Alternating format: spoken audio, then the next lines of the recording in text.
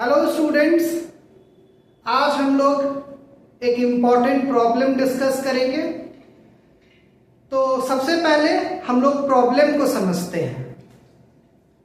Suppose हमारे पास एक object है और अगर हम इस ऑब्जेक्ट को यहां से छोड़ दें, ऐसे मैंने इसको छोड़ दिया तो ये फ्रीली नीचे की तरफ गिरेगा। फ्री फॉल में ये नीचे की तरफ ऐसे आ जाएगा, ऐसे आएगा।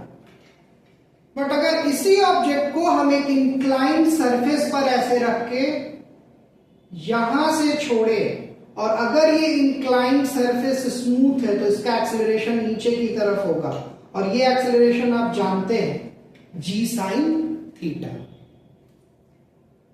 अब हमारा प्रॉब्लम ये है कि अगर ये इंक्लाइंड सरफेस है और इस पे ये ऑब्जेक्ट रखा हुआ है तो हम इस इंक्लाइंड प्लेन को कितना मिनिमम फोर्स लगा के इस तरफ खींचे कि ये जो ऑब्जेक्ट है ये फ्री फॉल में आ जाए, मतलब इस ऑब्जेक्ट का एक्सेलरेशन नीचे की तरफ जी हो।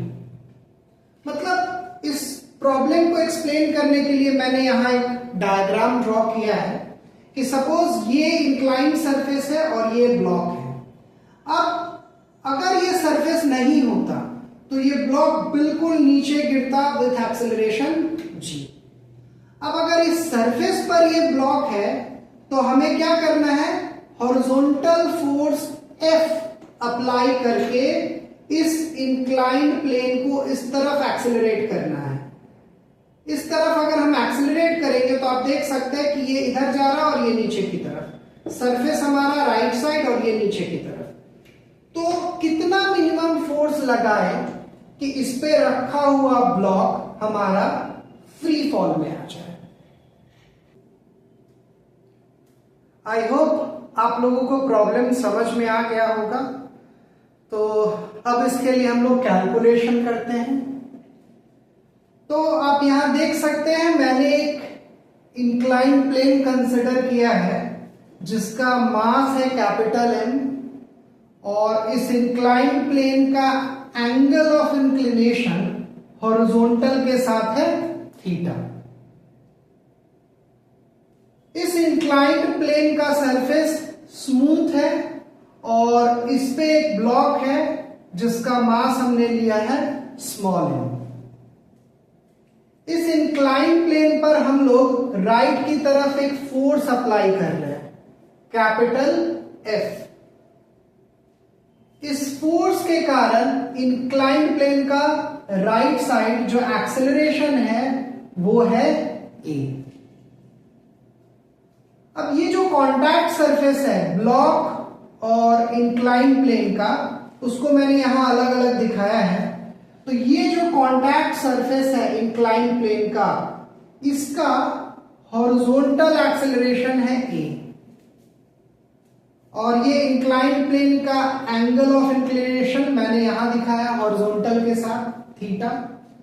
तो अगर ये एक्सेलरेशन A है तो इस सरफेस के परपेंडिकुलर जो एक्सेलरेशन का कंपोनेंट होगा वो होगा A साइन थीटा।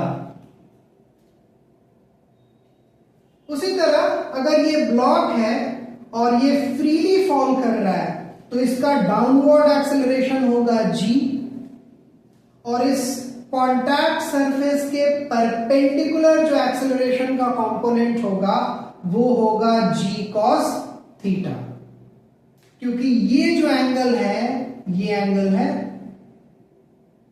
थीटा। अब अगर ये ब्लॉक इस सरफेस के साथ कांटेक्ट में नहीं हो तो हमें कम से कम इस सरफेस का एक्सेलरेशन जो A साइन थीटा है इस तरफ वो G cos थीटा के बराबर होना चाहिए, कम से कम, या उससे ज्यादा होना चाहिए। तो अगर ये जो सरफेस है कांटेक्ट सरफेस, ये इस तरफ इसका एक्सेलरेशन है A साइन थीटा और ये जो ब्लॉक का लोअर सरफेस है जो इसके साथ कांटेक्ट में है उसका एक्सेलरेशन है G cos थीटा। तो ये दोनों आप देख सकते हैं, ये दोनों सरफेस कुछ इस तरह है तो इसका एक्सेलरेशन a sin थीटा, इसका एक्सेलरेशन है g cos थीटा। अब इन दोनों में कांटेक्ट नहीं होगा अगर कम से कम a sin थीटा का वैल्यू अगर g cos थीटा के बराबर हो जाए। अगर a sin थीटा का वैल्यू g cos थीटा से ज्यादा होगा तो भी कांटेक्ट नहीं होगा।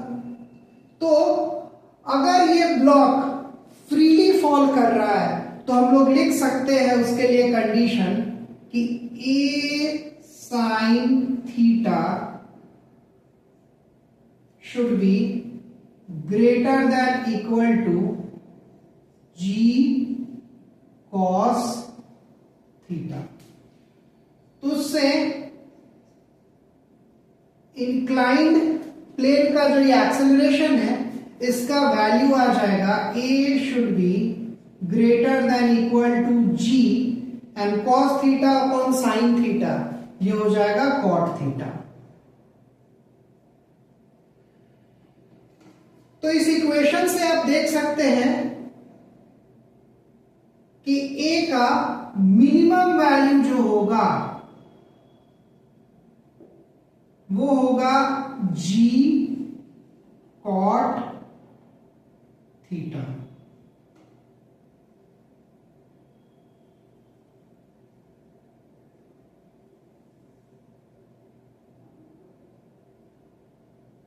तो इस इंक्लाइंड प्लेन को हमें minimum acceleration g cot theta से राइट की तरफ एक्सेलरेट कराना होगा, जिससे कि ये जो ब्लॉक है ये बिल्कुल फ्री फॉल में वर्टिकली डाउनवर्ड डायरेक्शन में g एक्सेलरेशन से गिरे। अब ये अगर फोर्स हमें चाहिए, इस फोर्स का मिनिमम वैल्यू, तो फोर्स को हम लोग लिखते हैं मास इनटू एक्सेलरेशन। हमने यहां सिर्फ इंक्लाइंड प्लेन का मास कंसिडर किया है, इस ब्लॉक का मास नहीं कंसिडर किया है, क्योंकि ये ब्लॉक फ्री फॉल में है और जब कोई ऑब्जेक्ट फ्री फॉल में होता है तो उस पे सिर्फ अर्थ का ग्रेविटेशनल फोर्स ही लगता है। मतलब ये ब्लॉक इस सरफेस के साथ कांटेक्ट में नहीं होगा, यहां पे नॉर्मल रिएक्शन भी जीरो होगा। इसलिए मैंने सिर्फ इंक्लाइंड प्लेन का मास यहां कंसिडर किया है। तो अगर ये एक्सेलरेशन, मिनिमम एक्सेलरेशन का वैल्यू मैं यहां पुट कर दूं तो हमें ये फोर्स का मिनिमम वैल्यू मिलेगा F minimum is equal to capital M into G cot theta.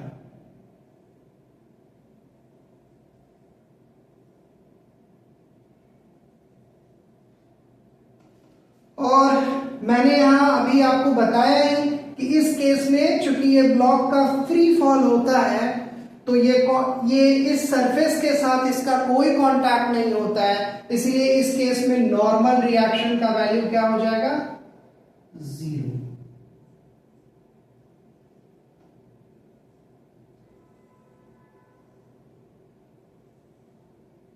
तो ये तीनों रिजल्ट काफी इंपॉर्टेंट है। इस ब्लॉक के फ्री फॉल के लिए इंक्लाइंड प्लेन का राइट साइड एक्सेलरेशन जो होगा उसका मिनिमम वैल्यू होना चाहिए g cot थीटा।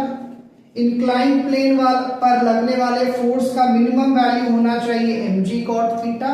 और इस केस में नॉर्मल रिएक्शन जो होगा इन दोनों सरफेसेस के बीच में वो जीरो होगा। आई होप आप लोगों को ये रिजल्ट्स समझ में आया होगा। अगर आपको मेरा वीडियो पसंद आ रहा है तो आप मेरे चैनल को सब्सक्राइब करें और मेरे वीडियो को लाइक करें। मिलते हैं फिर अगले वीडियो में। Thank you.